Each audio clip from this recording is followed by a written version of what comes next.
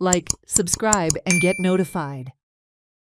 AAP Goa desk in charge Atishi Malena claimed that the net worth of political families ruling Goa has multiplied several times over the past decade, alleging that the net worth of leader of opposition Yuri Alemão increased 7 times in 10 years.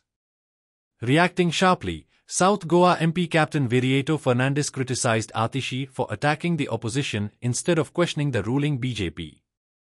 He stated that AAP is acting as the B team of BJP and accused them of arriving from Delhi to create division and confusion in Goa, rather than genuinely working for the interests and welfare of Goans.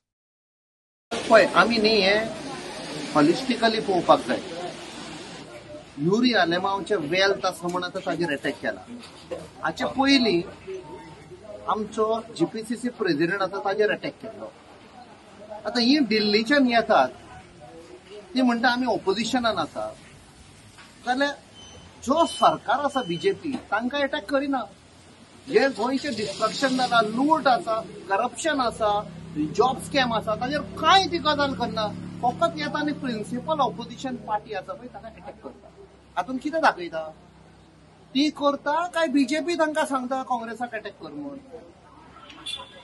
पयलो केजरीवाल आयलो ताणें attack केलो. आतां ही करता. तांच्या प्रेसिडेंटानूय attack केलो.